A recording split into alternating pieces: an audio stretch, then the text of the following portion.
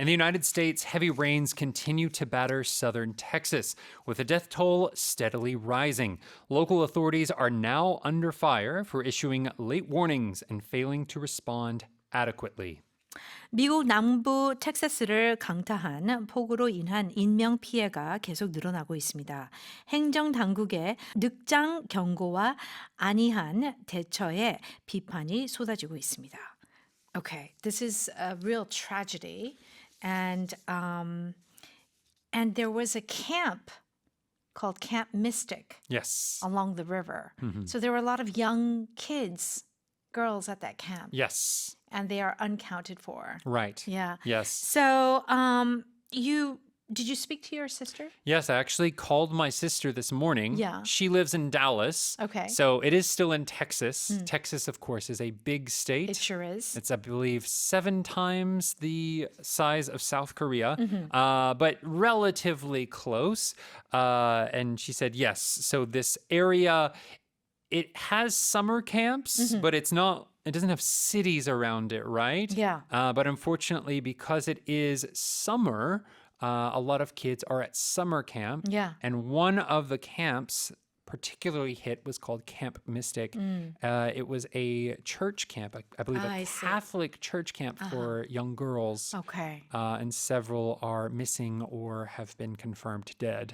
Well, I tell you, it's there are a lot of criticism coming in Yes. regarding how the authorities responded, or did they give them any warning? Like, what happened? So this is an area that doesn't have a lot of population usually. So it's the fact that it's summer camp time that there are so many people. But this area is known for flooding. Yeah, that's what I heard. Right. And specifically, this size flood is supposedly about to happen once every 100 years.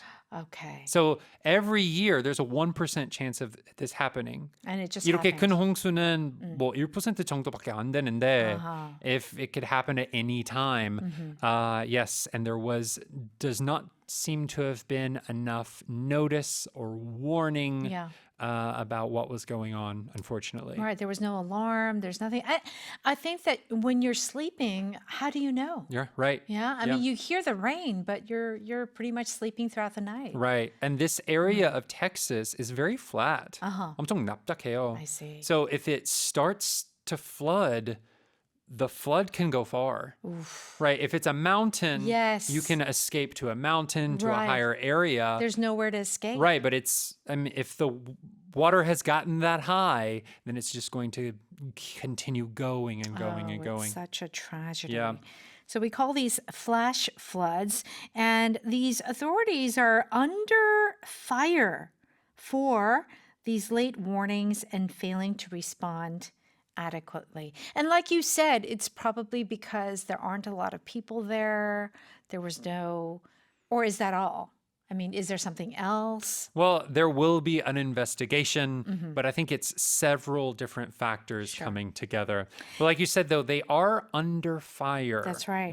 So if you are under fire, it means 비판을 받다.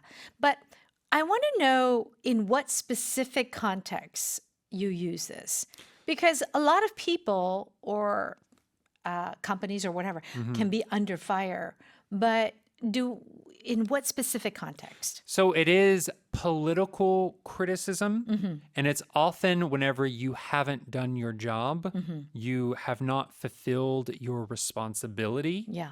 Maybe you said something that is not good to say. Yeah. That is another thing you can be under fire for.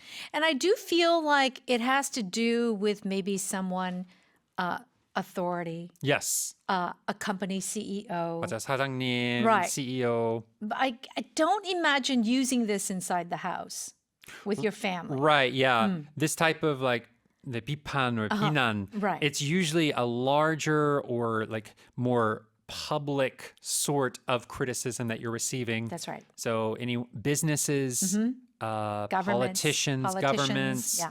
those types of people or organizations could be under fire for something. Very good distinction. Okay, let me read that again. In the United States, heavy rains continue to batter southern Texas, with the death toll steadily rising. Local authorities are now under fire for issuing late warnings and failing to respond adequately.